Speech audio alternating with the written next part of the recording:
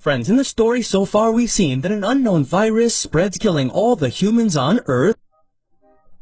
But somehow a man named Philip survives and wanders around in search of others.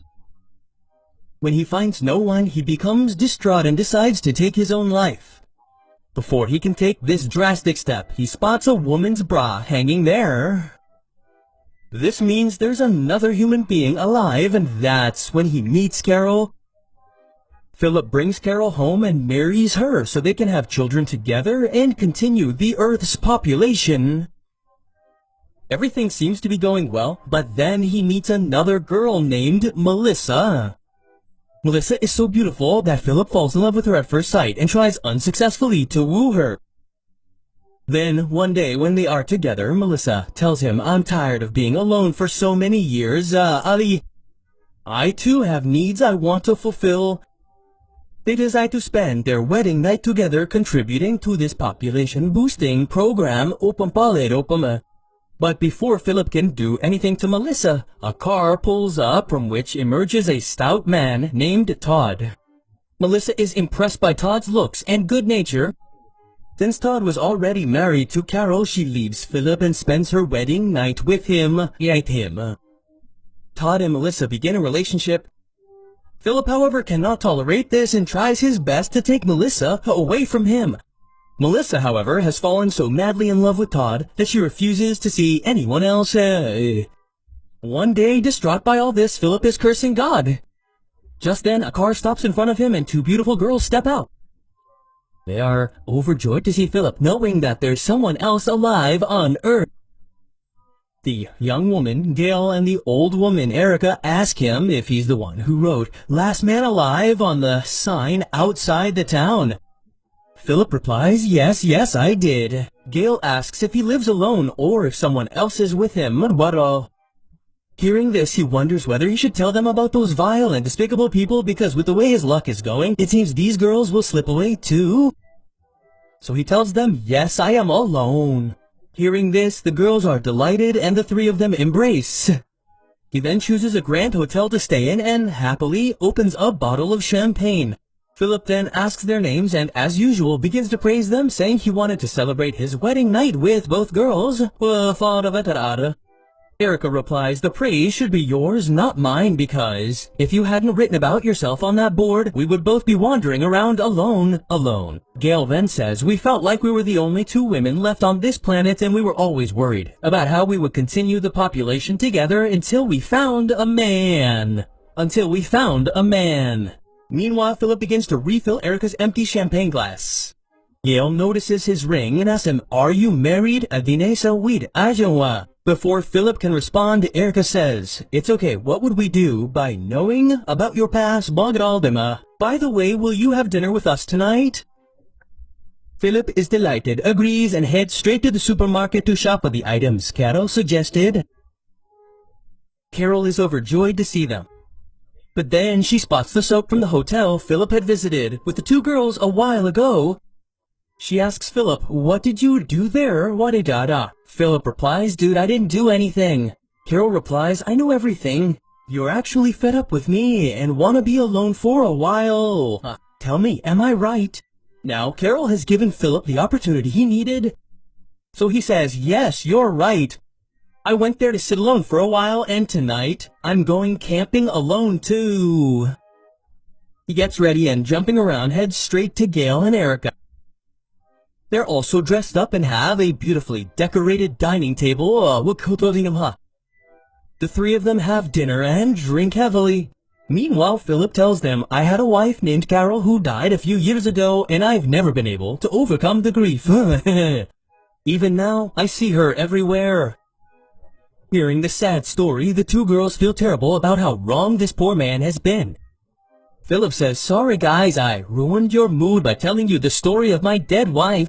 Then Erica gets an idea, saying, "Why don't we all drive to a mountain where there's naturally hot water, and then the three of us can take a bath together." Hearing this, Philip jumps with joy, saying, "Now the real fun begins." Meanwhile, Melissa, Todd, and Carol are having dinner. Melissa asks, "Where is Philip?" "He's nowhere to be seen." Carol says, "He's gone camping alone." Melissa feels a little strange. But then Carol says, you shouldn't doubt Philip like that. He's a really nice man.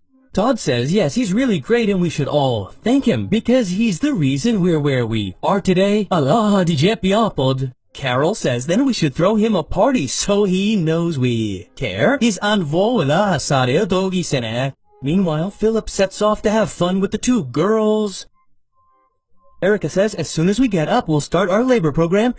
In the meantime, Philip, why don't you take off your cloak? Hearing this, Philip becomes overjoyed and quickly takes off his cloak. Meanwhile, they're all going to get their party supplies. Just then, Erica sees a light coming from the front, startling her. She says, maybe there are some other people who survived.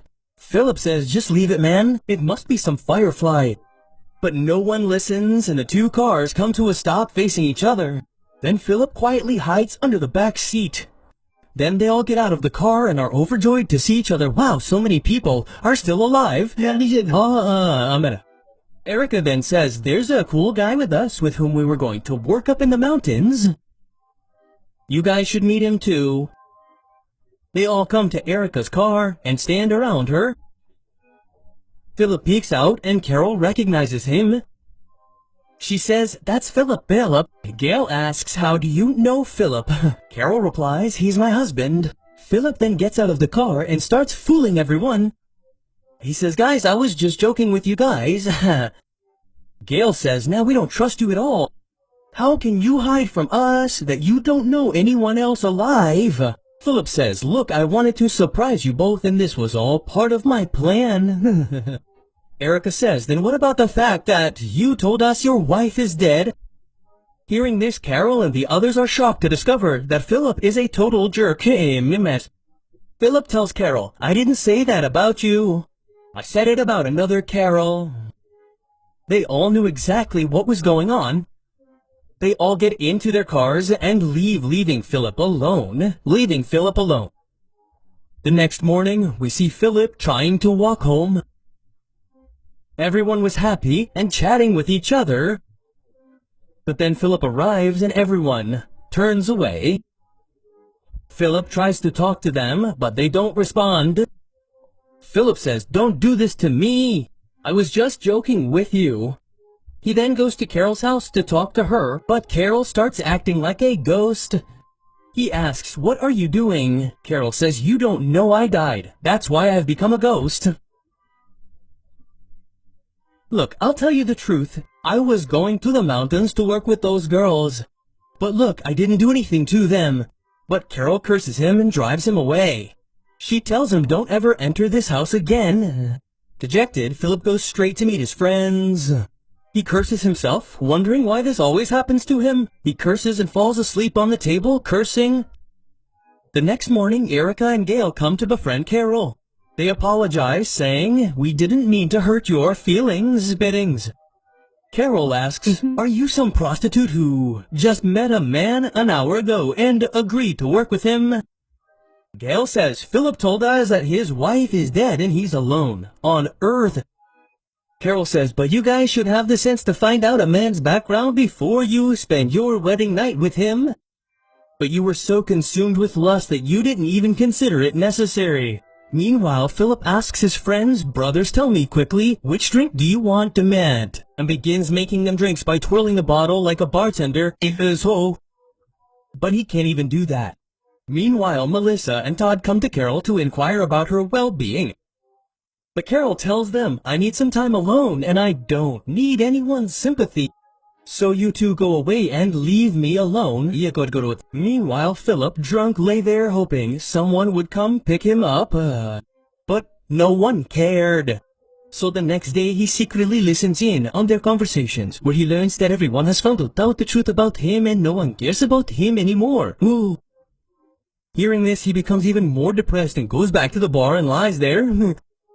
He says, nobody cares about me. Am I such a bad person? Then, at night, when everyone is sitting together and talking, Philip comes in and apologizes to everyone. He says, it's true that I wanted to work with Gail and Erica. That's why I lied. And yes, I also wanted to spend my wedding night with Melissa. I had no interest in increasing the population. I just wanted to enjoy Melissa, and I wanted to have fun at all costs. I never cared about you. In fact, we never should have gotten married. That day when I proposed to you was a lie. After saying this, he leaves.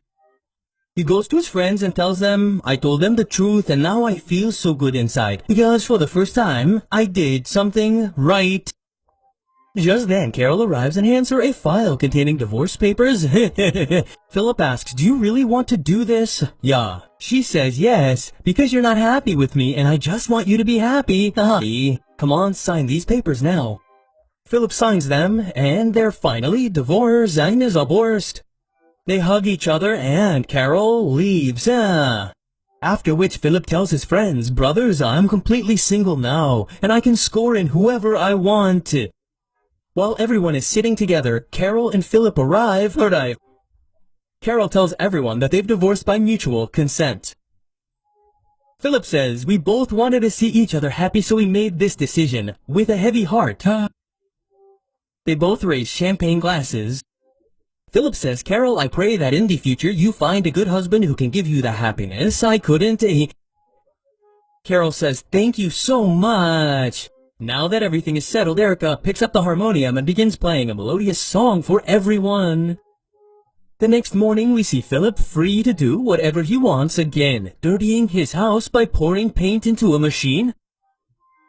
Meanwhile, Erica arrives and says, I didn't know you were only married for 3 weeks, and now that you're divorced, can we celebrate our wedding night?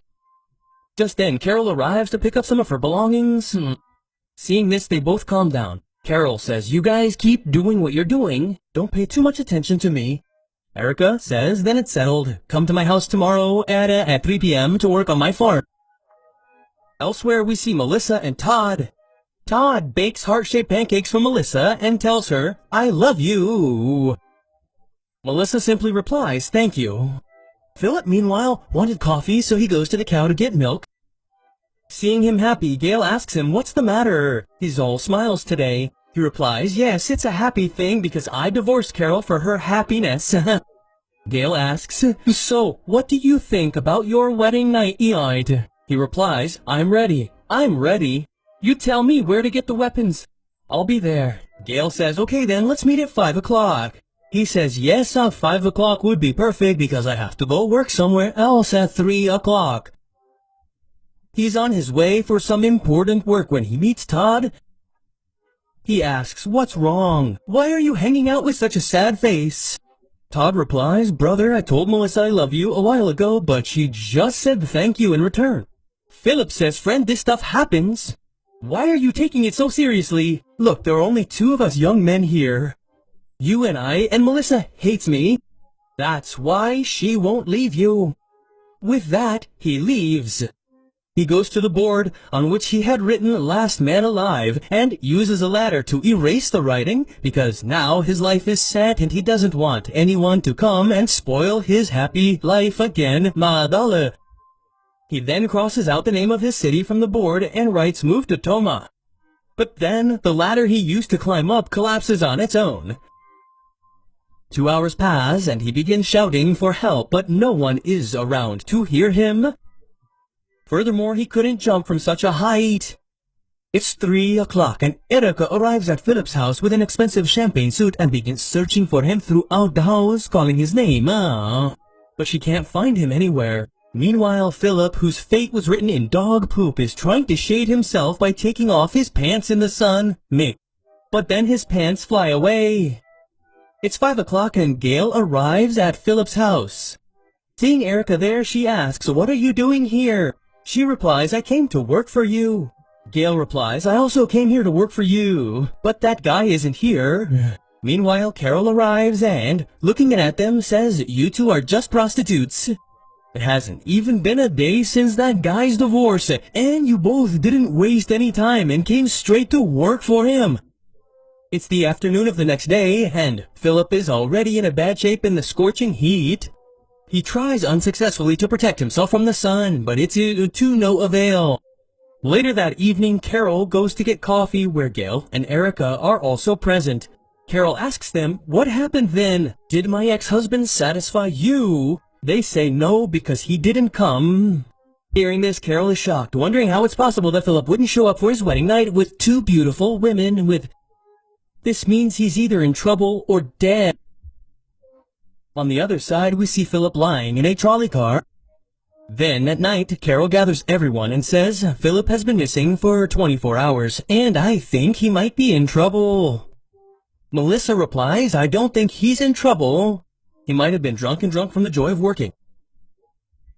Just then, a car arrives, shocking everyone as it wasn't Philip. Sa-chame. Just then, a black man emerges from the car holding Philip in his arms and asks them all, Is this man with you, Si-chan? Seeing this, they are all shocked to discover another man alive. Gail and Erica are delighted to see a man even stronger than Philip to celebrate their wedding night with.